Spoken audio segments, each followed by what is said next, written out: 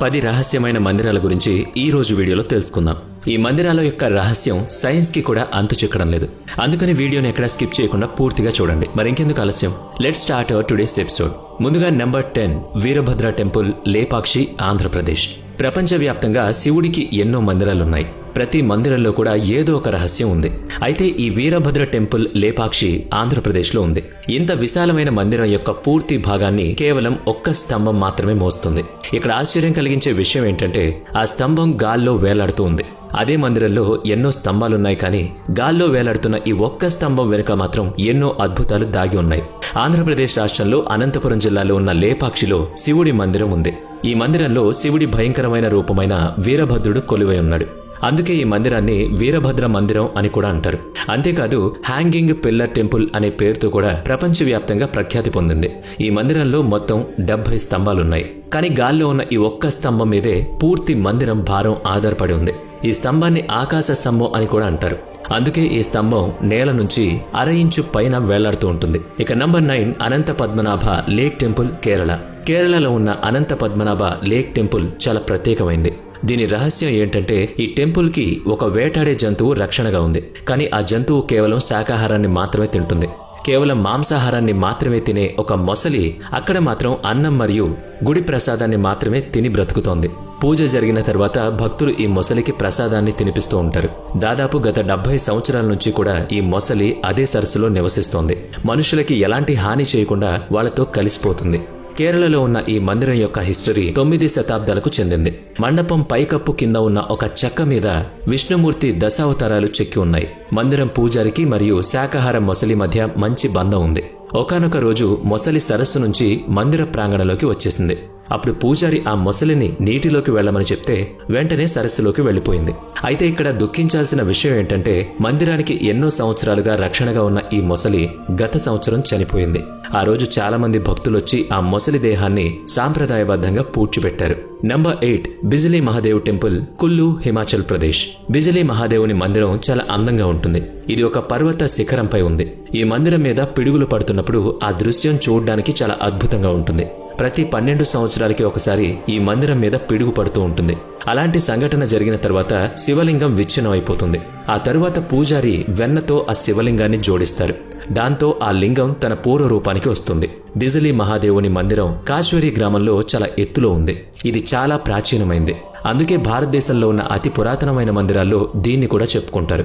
పిడుగు పడ్డం వల్ల విచ్ఛిన్నమైన శివలింగం పూజారి వెన్నతో అతికించగానే పూర్వ స్వరూపానికి వచ్చేస్తుంది. ఈ మందిర రహస్యాల వెనుక ఎన్నో పౌరాణిక కథలున్నాయి. పౌరాణిక కథల ప్రకారం కులాంత్ అనే దైత్యుడు ఈ ప్రదేశాన్ని తన నివాస స్థానంగా మార్చుకున్నాడు. ఈ ప్రదేశాన్ని నీటిలో ముంచేయాలి అనుకున్నాడు. అప్పుడు మహాదేవుడు తన త్రిశూలంతో దైత్యుడిని వధించాడు. అప్పుడు ఆ దైత్యుడి శరీరం ఒక పెద్ద పర్వతంగా మారిపోయింది. అందువల్లే ఈ ప్రదేశానికి కళ్ళు అని పేరొచ్చింది. ప్రతి పుష్కరానికి ఒకసారి దేవతల రాజు ఇంద్రుడు శివుడి ఆదేశం మేరకు ఈ మందిరం పైన పిడుగులు కురిపిస్తాడు అని ప్రజల నమ్మకం. ఇక 7వది కామాఖ్యాదేవి టెంపుల్, అస్సాం. భారతదేశంలో ఉన్న 51 శక్తిపీఠాల్లో కామాఖ్య శక్తిపీఠం చాలా ప్రసిద్ధమైంది. ఈ మందిరాన్ని అఘోరాలు మరియు తాంత్రికులు నివసించే ప్రదేశంగా చెప్పుకోవచ్చు. అస్సాం రాజధాని డిస్పూర్ నుంచి 7 కిలోమీటర్ల దూరంలో ఉన్న ఈ శక్తిపీఠం నీలంచల్ పర్వతం నుంచి 10 కిలోమీటర్ల దూరంలో ఉంది. అన్ని శక్తిపీఠాల్లో కామాఖ్య మందిరాన్ని మహాశక్తిపీఠం అని నమ్ముతారు. ఈ మందిరంలో దుర్గాదేవికి సంబంధించిన ఎలాంటి విగ్రహాలు కూడా మనకి కనిపించవు. ఎందుకంటే ఈ మందిరంలో ఒక చిన్న కొలను ఉంది. అది ఎప్పుడూ పూలతో నిండి ఉంటుంది. ఆ కొలనులో ఎప్పుడూ నీళ్లుంటాయి. చమత్కారాలతో నిండి ఉన్న ఈ మందిరంలో అమ్మవారి యోనికి పూజలు జరుగుతూ ఉంటాయి. మహాదేవుడి భార్య అయిన సతీదేవి అగ్నిలో ఆత్మార్పణ చేసుకున్నాక విష్ణుమూర్తి తన సుదర్శన చక్రంతో సతీదేవిని 51 భాగాలుగా చేశాడు. ఆ 51 భాగాలు వేరువేరు చోట్ల పడి శక్తిపీఠాలుగా అవతరించాయి. యోని భాగం మాత్రం ఈ ప్రదేశంలో పడింది. అందువల్ల కామాఖ్య శక్తిపీఠాన్ని మహాశక్తిపీఠంగా చెప్తూ ఉంటారు. ప్రతి సంవత్సరం కూడా కొన్ని లక్షల మంది భక్తులకు ఇక్కడికి వస్తూ ఉంటారు. 6వది పూరి జగన్నాథ స్వామి టెంపుల్, ఒడిశా. ఒడిశాలో ఉన్న పూరి జగన్నాథ స్వామి మందిరంలో శ్రీకృష్ణుడు వైకుంఠ స్వరూప రూపంలో కొలువై ఉన్నాడు. పూరిలో ఉన్న ఈ పౌరాణిక మందిరం చాలా పురాతనమైంది. ఈ మందిరం యొక్క హిస్టరీ చాలా ఆశ్చర్యంగా ఉంటుంది. జగన్నాథ స్వామి మందిరంలో ఉన్న విగ్రహాలలో ఈ రోజు కూడా శ్రీకృష్ణుడి గుండె కొట్టుకుంటూ ఉంటుందని చాలా మంది నమ్ముతూ ఉంటారు. కానీ పూరి ప్రజలు మాత్రం అక్కడ మందిరంలో శ్రీకృష్ణుడి గుండె లేదు, అక్కడ బ్రహ్మ పదార్థం ఉంది అంటారు. ఈ బ్రహ్మ వస్తువు చాలా రహస్యమైంది. దీని రహస్యం గురించి కేవలం కొద్ది మందికి మాత్రమే తెలుసు. సనాతన పరంపర ప్రకారం జగన్నాథ స్వామి మందిరాన్ని వైష్ణవ పరంపరలో అతి పెద్ద తీర్థంగా చెప్పుకుంటారు. ప్రతిరోజు దేశ విదేశాల నుంచి కొన్ని వేల మంది భక్తులు జగన్నాథ స్వామిని దర్శించుకోవడానికి ఇక్కడికి వస్తూ ఉంటారు. పూరిలో ఉన్న ఈ మందిరంలో జగన్నాథ స్వామి అన్నయ్య బలరాముడు మరియు చెల్లెలు అయిన సుభద్రల యొక్క విగ్రహాలు కూడా ఉన్నాయి.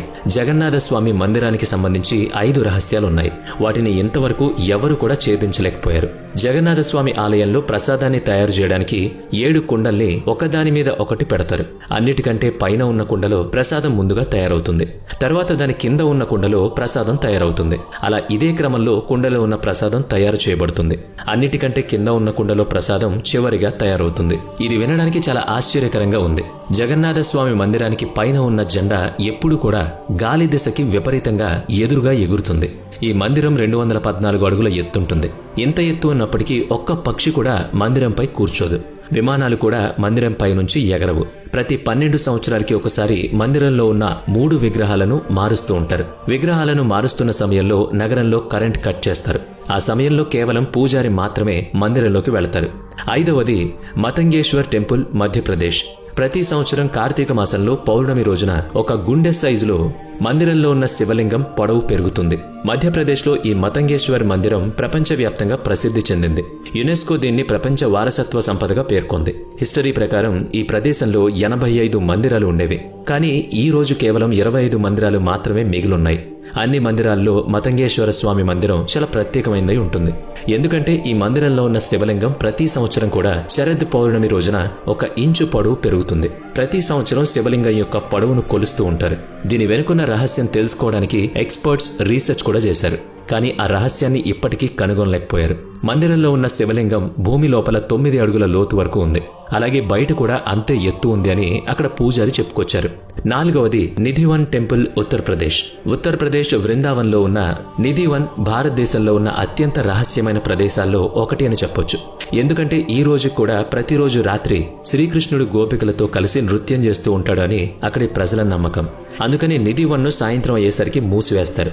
ఆ తర్వాత ఆ ప్రదేశంలో ఎవరు కూడా ఉండరు. చివరికి పశుపక్షాదులు కూడా సాయంత్రం అయ్యేసరికి అక్కడి నుంచి వెళ్లిపోతాయి. ఒకవేళ ఎవరైనా దొంగచాటుగా అక్కడ ఏం జరుగుతుందో తెలుసుకోవాలని ప్రయత్నిస్తే మాత్రం వాళ్ళు పిచ్చివాళ్లుగా మారిపోతారు. అలాంటి ఒక సంఘటన 10 సంవత్సరాల ముందు జరిగింది. జైపూర్ నుంచి వచ్చిన ఒక కృష్ణ భక్తుడు రాసలీలలు చూడ్డానికి నిధివన్లో దాక్కున్నాడు. ఉదయాన్నే నిధివన్ గేటు తీసేసరికి అతను స్పృహ తప్పి నేల మీద పడిపోయి ఉన్నాడు. అతని మానసిక సంతులనం దెబ్బతింది. ఇలాంటి ఎన్నో కథలు అక్కడ ప్రజలు చెప్తూ ఉన్నారు. అలాంటి ఇంకో ఘటన ఏంటంటే నిధివన్ లోపల ఉన్న రంగ్ మహల్ లోపలికి రోజు రాత్రి సమయంలో రాధాకృష్ణులు వస్తూ ఉంటారు అని కూడా చెప్తూ ఉంటారు. అందుకే రంగ్ మహల్లో సాయంత్రం 7 గంటలకి ముందు పూల పాన్పును రెడీ చేస్తారు. ఉదయాన్నే 5 గంటలకు రంగ్ మహల్ లోపలికి వెళ్లి చూస్తే పూల పాన్పు అంతా చిందరవందరగా ఉంటుంది అని అక్కడ ప్రజలు చెప్తూ ఉంటారు. Number 3 Karni Mata temple, Rajasthan. ఈ మందిరంలో కొన్ని వేల ఎలుకలు ఉన్నాయి. వాటిలో తెలుపు రంగులో ఉన్న ఎలుకలు కూడా కొన్ని ఉన్నాయి.